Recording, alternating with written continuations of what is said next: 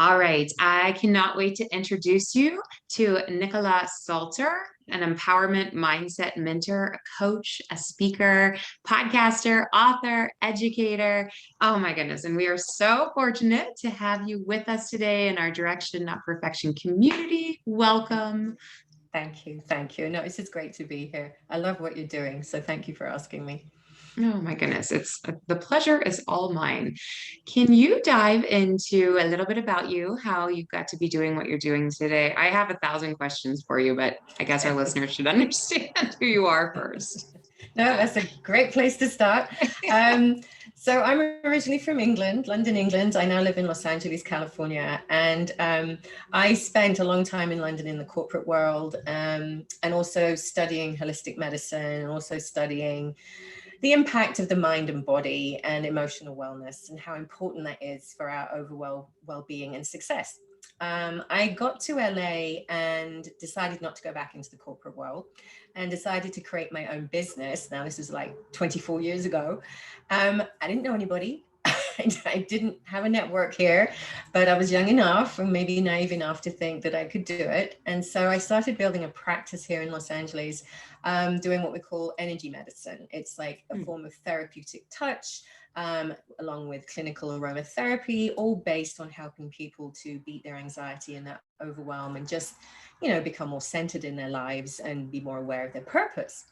And as I was doing this and building out, it was all word of mouth and referral. Um, I started to hone in on more of an expansion of my business, recognizing that people were drifting and not understanding their purpose here. A lot of them were in jobs or careers, especially women, that they were very unhappy about and weren't really stepping into what fulfilled them. And so I began studying, working with mentors and coaches, and building out my own program with some pretty interesting mindfulness tools and concepts and perspectives that would support my clients to basically create a new career or direction for themselves, but also define who they really are. A lot of people drift around, they don't really know who they are and what they want. And what's transpired since then is that over the last probably 9 years, it's showing my age, but 9 years, I've worked with thousands of women all around the world and here in the States, helping them to build businesses for themselves, but also them building their confidence, helping empower their mindset, and helping them to let go of limiting beliefs and self-sabotage, things that are holding them back from stepping into what they want. So that kind of gives you a overall very fast, quick snapshot. No, and before we hit the record button, I think this was really important too. Just your niche market and what you were noticing out of the younger, the Yeah. 20-year-olds versus, can you go into that a little bit too? Because I found that pretty fascinating.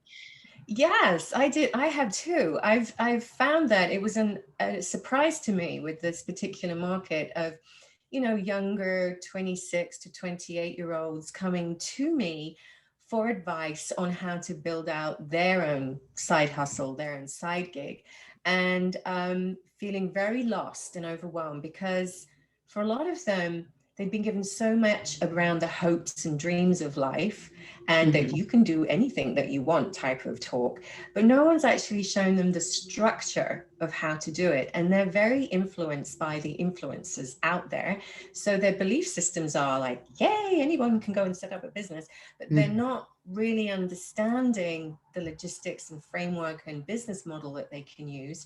And also, they're a little lost in terms of their mindset and are quick to walk away if something's not working out. So I've sort of become like a mama bear to these younger ones, which was a surprise.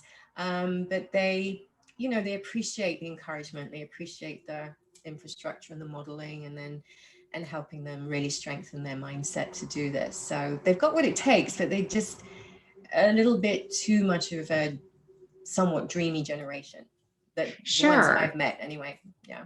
Yeah. And then I just feel like, just from an accountability piece for every generation, the whole set out to do something, it's just so helpful to you are a show up factor for him too, that Thank they're you. going to Yeah. set a goal, they're going to show up, you're going to talk about it and start it again.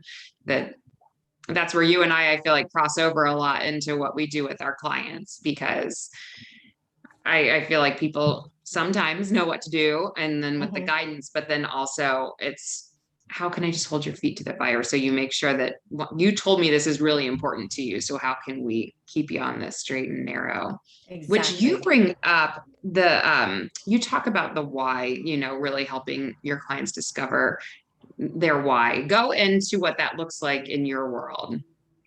Um, so just picking up on what you said too about, holding people and your clients accountable. I'm doing the same in a slightly different way using the why. And it's for women who are already in their business. So it's like maybe 2 or 3 years they've got into the business. They've done pretty well, but they're feeling a bit burnt out. Maybe they're feeling a bit overwhelmed by it because Mhm. we have to invest a lot of time. Let's face it and be realistic here. So I help to reconnect to their why. So it's like, why are you doing this? What is the difference that you want to make by having this business? And helping them understand the value that they're bringing and the impact that they're having on the community and the wider community helps them to improve their self-value of okay, and helps them to more deeply connect to their business and taking it to the next level rather than walking away. So I help them just see a bigger picture, a different perspective of why they started this in the first place. Yeah, which is awesome. Thank you. Thank you for describing that. It's Yeah. helpful. Moving Okay. forward, Yeah. you and Yeah.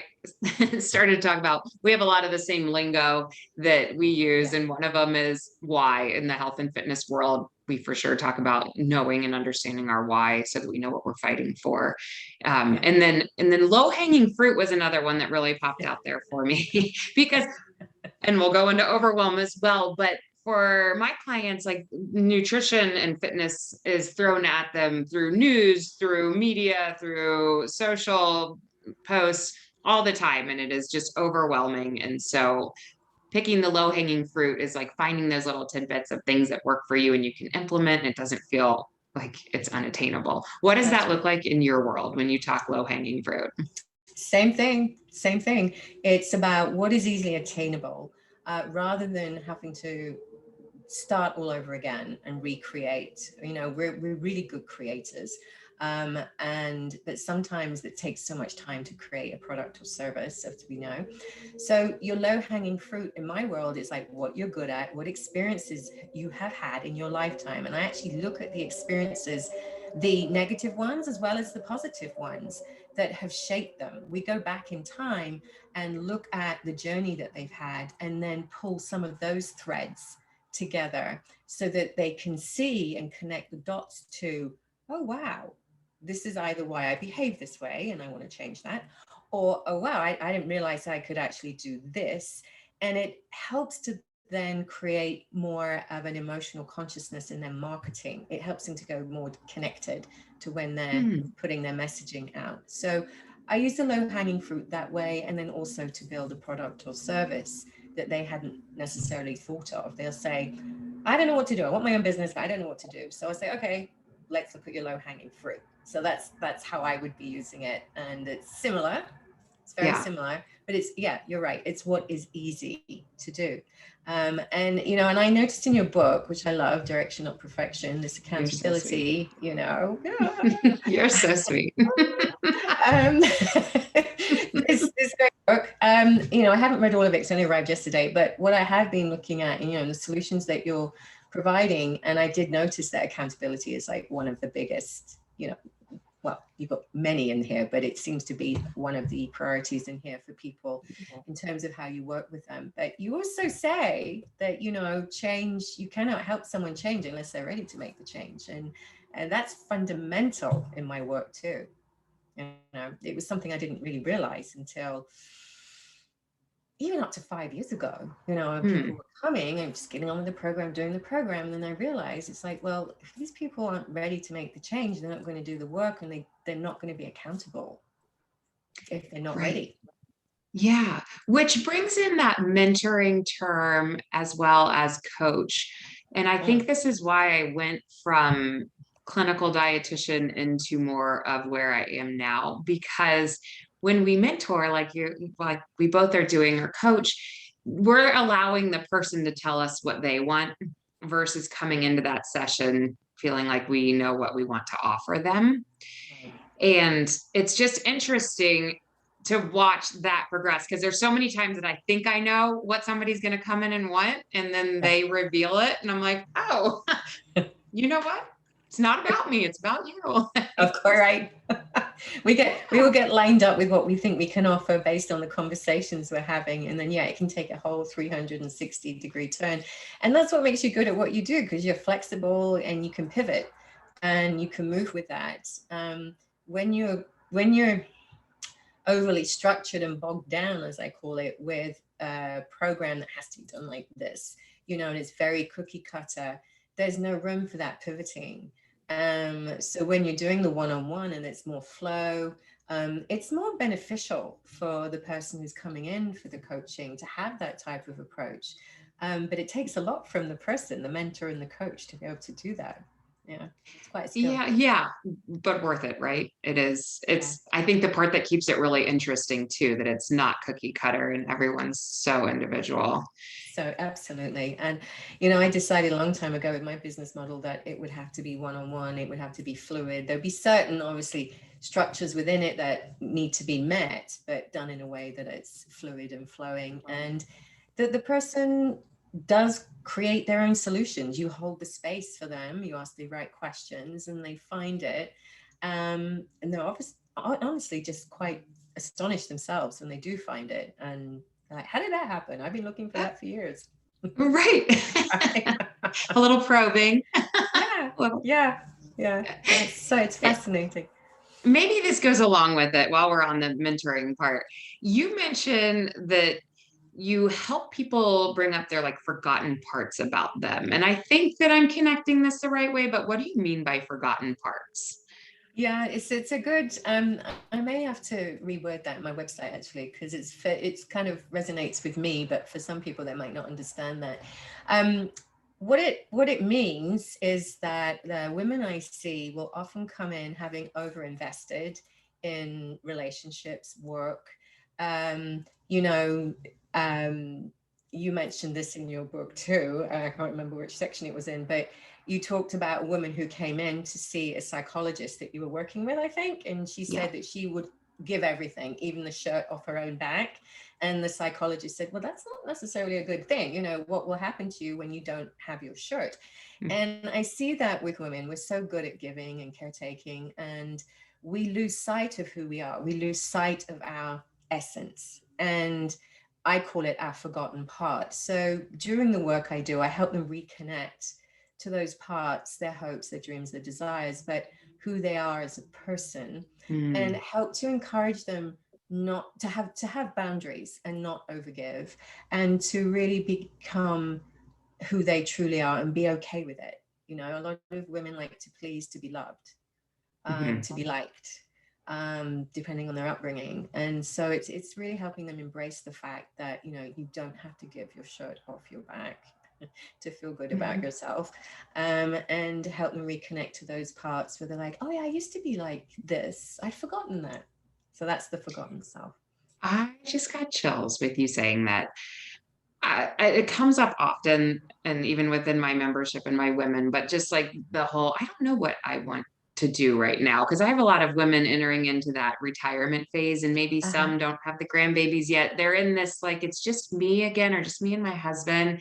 And I don't know what I love, so for you to come in and help on something like that, like I can help you rediscover, and for them to have those aha moments of like, oh, I was like that. I don't know. It hits a nerve within me too, because I want that for everybody. I want them to know themselves. It's so sweet. You're so sweet. I, yeah, I mean, it's so many years of giving to the family, so many years of working, giving to the family. As I said, maybe over investing in their relationships and their marriages, partnerships. And no one's asked them to do this. This is something that they've chosen to do, and they've been very sweet. But each of us has a life. Each of us has a reason for being here and a purpose for being here. And yes, it is to help others and to support others. But it's also like the university of the soul, I call it. You come to have experiences, right? And it's important to have those experiences before you pass on. And so whatever age you are or phase you are in your life, reconnecting to that part of yourself is so important to yourself, to have experiences that are for you and to help you grow and to feel fulfilled. That's so good. It's so much deeper than where my head was going. Oh, sorry. It's like, I'm like, one of the forgotten parts that I talk about with people are like their fitness personality and how they used to like bike riding or they used to like rollerblading. but but that's great. That's practical. This is so good. You're doing the practicals, which people are more likely to jump into through that door than sometimes through the door I'm offering, because it's oh yeah, I can do this. I can go and start doing more fitness work, and it builds the confidence to remind them of who they used to be. So Yeah, you no, got it's it. just It's both. whatever route. Yeah, it's whatever route it takes. So no, I think it's great. It's so Yeah. fun. I don't want to leave the overwhelm part yet. And I know I kind of keep quoting things from you, but I really liked it. That women are skilled, and most women have this amazing capacity, call it to multitask or to do whatnot. And I know that you've already covered a bit of this, but that we overcommit, that we can't set boundaries sometimes appropriately, and then that ultimately leads to the overwhelm. Mm, And can we just hang on that overwhelm for a minute? And how do you mm. start to release people from overwhelm? Yeah, it's such a reactive place to be in. And once they understand that it's a reaction that they're having, and it's a choice they have to change it, Mm, that helps. But it's patterning from the past. So it's some examples might be, um, that I've got one client right now, and she's like, there's never enough time. There's just never enough time. So it's breaking down what her life and daily schedule looks like. And usually it's because we're over exceeding ourselves. We're trying to over anticipate, overstretch. We're not being realistic about mhm, what we're trying to achieve, or we're trying to keep up with other people. And mm, we're not really staying true to our own journey. So it's learning to set boundaries, learning to say no. So really like examining the environment that you live in first and how you react in your environment, and with people as well. And then there's some tools that I use, and they're in the program, which we'll talk about in a minute, the other program. There's a method of emotional release that I teach them, and I help them identify what's causing the overwhelm. And then there's an emotional release method that we use to help soften and dial down the volume of that reaction they keep having, so that in time, after a month or 2 months, they're not as overwhelmed as they were, mhm. and they're learning how to manage it in a much better way that's more productive. But yeah, overwhelm is something that I think all of us have to check in with on a daily basis. Especially now with businesses being online, there's so much competition out there as well. And you're trying to do your podcast, you're trying to write your book, you're trying to do your Instagram, it's like, oh, Right, there's right. just no way you can do all of it. So it's breaking it down realistically with the projects of like 6 months we're going to be here, 6 months we're going to be there, and having more realistic expectations. Yes, which we should go into. Let's talk about your programs for a minute, because I feel like somebody hearing from the outside would be like, I don't know what you're talking about. Like, because Yeah, any of these practices, anytime we're working on something, and we'll just say yeah, on overwhelm, but it's a practice. It's constantly working towards something and practicing it until it becomes a little bit more innate. And yeah. so you offer programs. Go into some of your work here. So the online program that I have helps people do more self-care for themselves so that they can manage their overwhelm and anxiety more easily. And the online program is something they can just do at home. It's like having your own therapist and teaching you why you might be overwhelmed, like how to recognize some old emotional patterns that you've got from when you were a kid, and that you've grown up with. So, for example, trying to please your father because your father was always angry, let's say. So, as a kid, you were trying to please. That trying to please carries on through your life, and you start making choices about how can I please this person, and you start self-sabotaging yourself. So, I've got methods and the use of essential oils and breath work in the online program that helps to really help disconnect from anything, any type of emotion that's holding you back. So it's an online training program, and it's like 6 hours, and there's tons of videos in there, how to's, and people love it because there's the use of essential oils.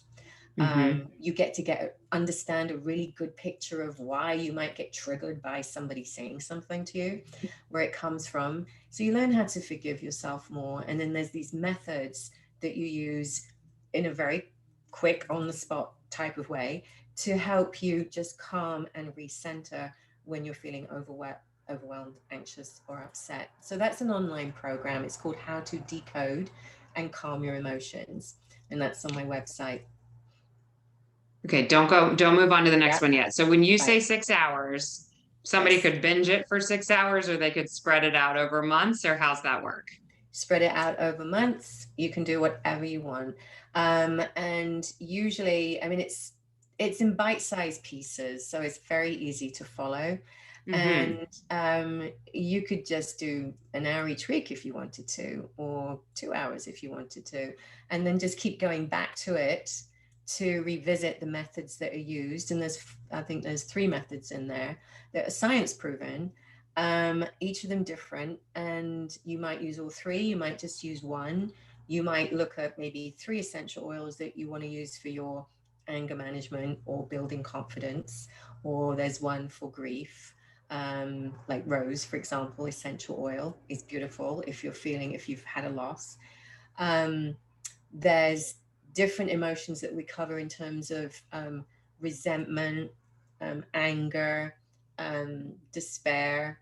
And also, I teach you how to release emotional clutter. Like, what's one overriding thought that keeps getting in your way, that's stopping you, and how we release that emotional clutter. So, again, very quick, effective, easy techniques that you can use for your own self-care if you're experiencing overwhelm, anxiety, post-traumatic stress, panic attacks.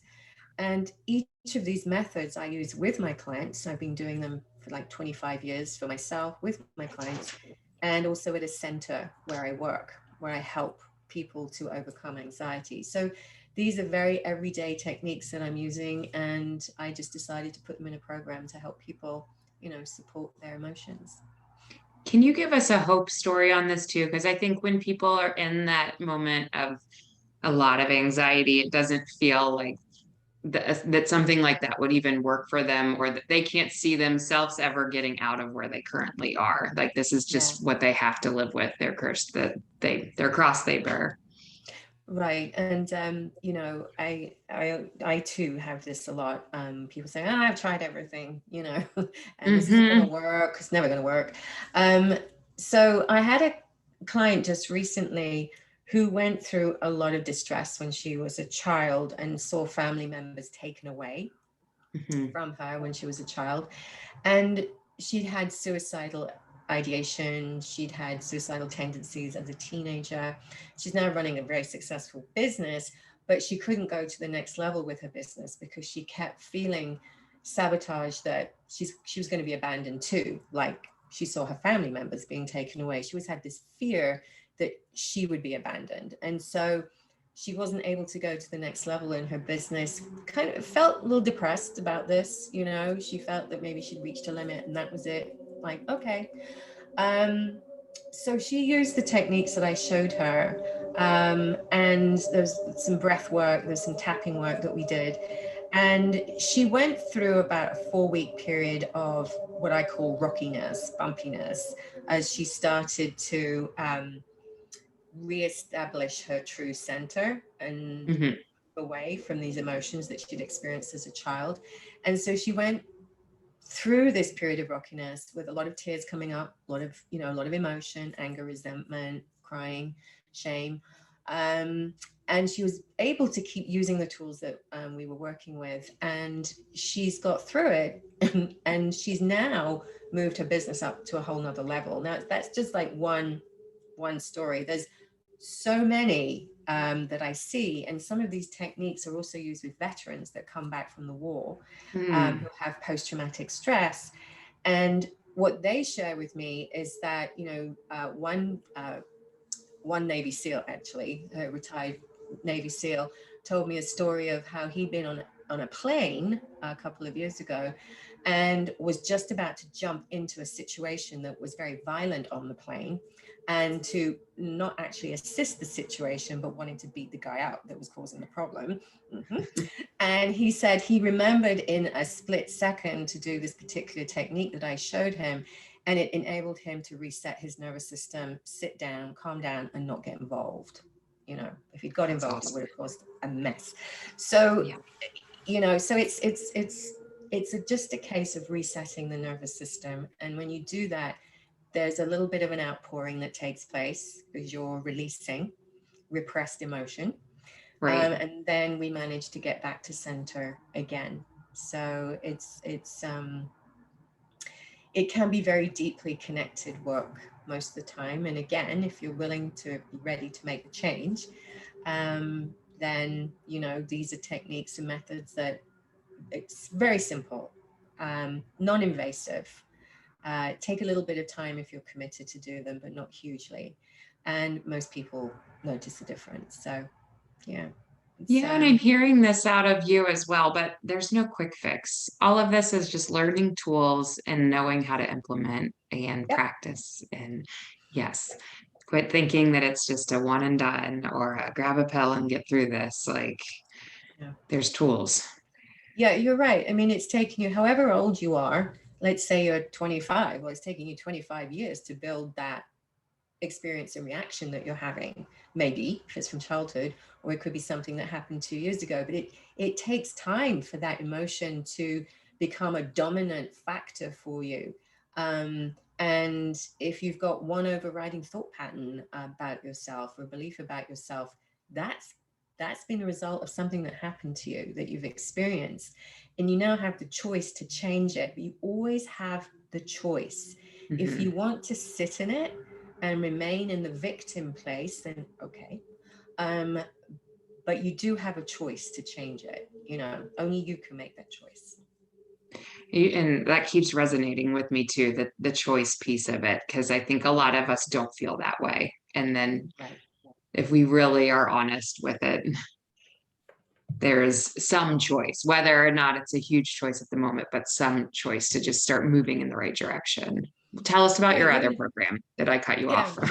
No, you didn't cut me off at all. I mean, the choices as well, you've got the intention to make a choice. It might not be a choice that you're fully like, yay, 200% happy about, but it is a choice to make a change or a difference and move with intention.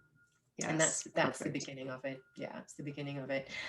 The other program is there's the Redefine Yourself program, which is the coaching and mentoring program that we were talking about earlier, helping women to build out a business or expand on a business and create more emotional connectedness through it.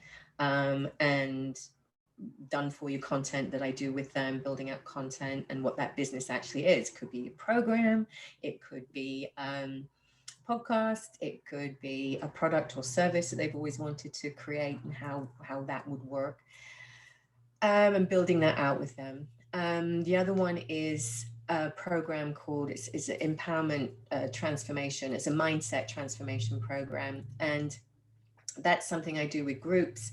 It's twice a month. It's live on a webinar, and it's all about shifting your mindset and giving you the tools to create a better life for yourself, empowering your mindset into a new way of thinking, and giving you new perspectives and ideas and more of a deeper connected mindfulness way of making the change in your life that you'd like to make. So those are the ones that I offer. The coaching program is usually 12 weeks, and then we work one-on-one together. And the empowerment, the mindset transformation group is about 6 months. It's twice a month for 6 months, and it's like a membership. You know, we all jump on and then we talk afterwards, and there's questions and answers and one-on-one counseling if you need it. And so all of this is about empowering your mindset and retraining your brain. Ultimately, it's about retraining our brain to a new story and allowing those limiting beliefs to not play such a strong role as they have done, you know. Yeah. um, and like kind of shifting it, dialing the volume down on those so that we can really be who we are supposed to be and just have a more of a fulfilling life, you know, more rewarding. Right. Right. Mm. We're both saying be the best version of Be the you. best We want to version. help you. Yes, Yeah. thrive. Yeah. And it all crosses over. It really does. I feel like everything you're saying and weight loss too, or just in health in Hmm. general, we all come in with our baggage and our story and Yeah. what our environments that we grew up in. And for a lot of people, they just tackle the nutrition or fitness component, and we really need the emotional component in there with it, or else we're just back to square one each time when that next nutrition or fitness doesn't help. It doesn't get us there. So Right. It's what I call your resiliency. And you know, if you're really good in your physical resiliency, that's great. But it is, like you said, the spiritual, the emotional resiliency that comes together to make you coherent as an individual. And so that, like you said, you can keep up with your fitness program because you're emotionally confident to do that and you have faith and you're motivated to do it. right. Yeah. Yeah, the belief system that you deserve it, that you can do it, that age is not a factor, Age where you is not a came from is factor. not a factor. Right. There's so much. Yeah. And so, really, could anybody be popping into these, even if, let's say, they're not just entrepreneur, let's say they are, okay, Yeah. any, I work with I work with most ages, and it's either they want a business or a side hustle, or they want to redefine themselves. So it doesn't have to be that you want to monetize yourself. It could be that you are in a place where you want to redefine yourself as an individual, right down to like where you live, where you want to live, hmm, you know, what experiences you want to have in your life, where you want to travel and go. Maybe you want to write a book. You know, what's the book going to be about? What's your purpose? Why are you here? And so it's looking at and helping you understand that you have such a value and you can put it into something tangible if you wish. Or it's just making sure you expand your lifestyle in a way that really works for you. I work with a lady, she's in her late 60s, and she loves animals and animal rescue. And she came into inheritance, and she didn't know what to do with the inheritance. She had the house and she had everything she needed, and she didn't know what to do with this. And so she came to me to help redefine where would she put this money that would make a difference. And what mhm, it came down to is that she started her own um, nonprofit where she donates money to animal sanctuaries. She so chooses cool. local community animal sanctuaries as well as maybe one large one a year, but she had no clue before she came Yeah. what it was going to be. And we created the logo, we created the organization, and now she's off running this nonprofit with the inheritance, doing something that's really important for her. Oh, that is such a fabulous example because it helps our listeners think outside the box of this could relate to you as well. I even think for like our retired crowd who Mm-hmm. is trying to seek purpose and understand what they want, that you would be perfect for that too. Just helping guide in a way that again more fulfilling Yeah. and being proud of ourselves at the end of the day when we lay our head on the pillow. Are we Yeah. Yeah. smiling And with yeah. smiling what we've done for the day. Did we achieve Mhm. what we wanted to do during the day? And, you know, a retired community is such an incredible community, a wealth of knowledge, a wealth of energy, and so much knowledge is there in that community that is just untapped. And it makes me so sad. I mean, I know people will retire out of choice and be in a community because it's their choice, Yeah. but there's still so much that they can give if they Yeah. want. and it's helping them recognize what that is if they want. And I have another client who went and did sort of readings when we could, at the local schools, to the kids, tapping into more volunteer work. So it's keeping yourself busy and active and fulfilled and useful, and working out what that is, what that might look like. Yeah. Right. It's purposefully busy is where my brain goes with that, Yes. because sometimes when there's this space, people just dive in and start doing community work or something, and it's not fulfilling because it's not really what they're seeking out to do. They just feel like they should, versus you can donate your time and love it and feel passionate towards it. But it does take time and effort to find that, depending, Yeah, it can do, but if you've got someone to guide you, usually within a few hours, you can get quite enlightened and quite clear about what that might be. So, it doesn't take a ton, but you're right. So there's so many different aspects of being purposeful, and just really understanding that, as an individual, you're the expert. You're an expert in all those years of whatever it is what you were doing. And like, how do you want to share that with purpose and feel fulfilled by it? Or maybe you don't, and that's fine too. So right. Oh no, I love that. Where should our listeners, what's the best place to go find you? So you can visit my website at nicolasalter.com, and there's a discovery page on there, so you can schedule a free discovery call with me for about 45 minutes. We can sit and chat about what your challenges are, where you want to be, and the discovery form will help you and guide you with the questions that we're going to cover, and so that you can get a lot out of the call. And then I'll be giving you direction on what I think your next steps might be that are comfortable for you. And there's all my other programs on the website too, and there's also a podcast, which you're soon going to be on, helping you to connect to your unique brilliance. Oh, thank you. We're so blessed again to have you today. I always kind of wrap up with this one last question. I'm not putting you too much on the spot, but if you could wrap your arms around our listeners and just send them out with one thing that you wish they understood, what would that look like? I would ask your listeners to really love yourself for who you are, where you are right now, and just really love and appreciate yourself. Yes. Yes. It seems so simple, but so hard to do. I know. Yes. I know. Again, thank you for your time today. Thank you so much, Lindsay. I love what you're doing. Thank you for what you're doing. And I'm looking forward to seeing you soon. Thank you very much. Yeah, we'll chat again soon. Thank you.